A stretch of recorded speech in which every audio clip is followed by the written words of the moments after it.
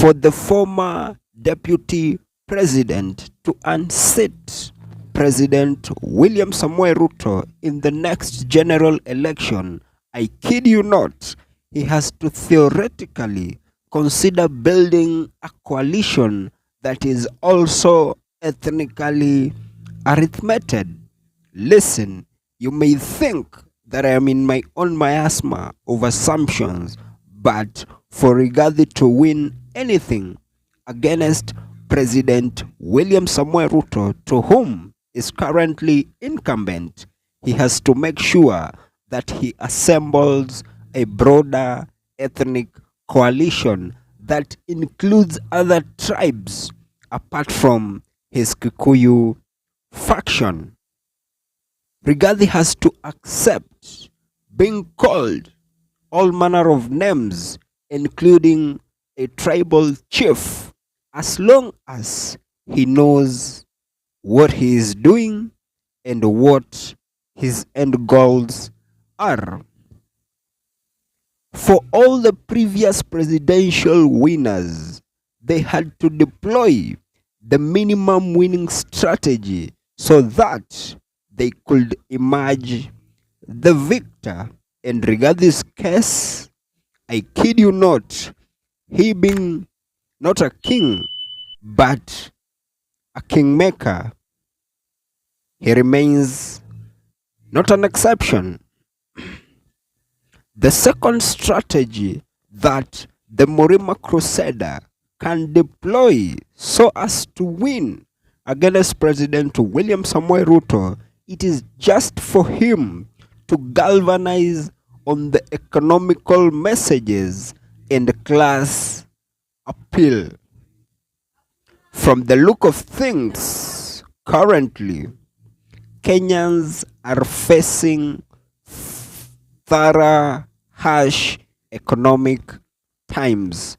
So, if the former deputy president shall be able to craft a populist economic slogan that well and easily resonates with suffering Kenyans and use it to decampaign President William Samoei Ruto, I kid you not, he will stand a better chance of using it to his advantage as he deconstructs and tries to offer an alternative to Kenyans that is likely to sell well to suffering millions of Kenyans. And that is to mean, if he will be able to capitalize on it, I kid you not, he is likely to stand a better chance of winning against his former boss.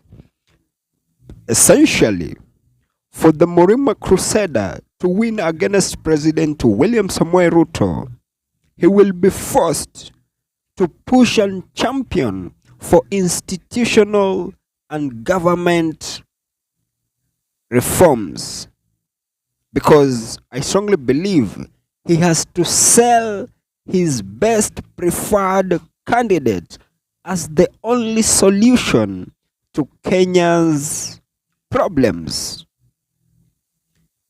They have to sell anti-corruption slogans to all walks of lives for them and his camp to win. And they should not only use it for winning, exactly like how President William Samoei Ruto used the hustler narrative in deceiving Kenyans, but they should also mean what they are telling millions of Kenyans. And if they are likely to capitalize on it, I kid you not, if they well resonate with the suffering Kenyans, they stand a better chance of winning. And last but not least, for the former deputy president to win against President William Samoei Ruto, in the next anticipated general election. He has to enhance youth and generational change, because from where I sit, I strongly believe if Rigathi can be able to manage a well resonated ideology that well resonates with millions of youths to whom, as of the time of this broadcast, remain the majority, and to some extent, Rigathi decides to preach a narrative that well resonates and sells to them, I kid you not, he could beat President William Samuel Ruto in the next general election. And one among the many issues that can well resonate with the youths is something simple like unemployment, because millions of Kenyans are currently unemployed. So if Rigathi is going to capitalize on such issues and preach against corruption and the importance of good governance, I kid you not, he could stand a better chance to unseat his former boss. But all said and done, with all these political strategies in place, we need to ask ourselves, is the Murema Crusader the best, and or is the Murema Crusader the solution to Kenya's problems in the next general election? Remember, he may not necessarily be the one on the ballot, but he being a kingmaker, if he is going to be able to produce a king, then I kid you not, if his candidate wins the election, that is to mean the kingmaker, being the former deputy president, could be ruling this country through proxy.